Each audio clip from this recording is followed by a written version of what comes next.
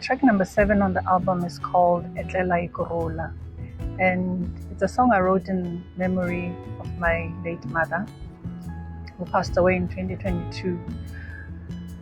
This song just epitomizes the woman that she was. It's funny that a lot of times we only recognize the greatness of people after they've left.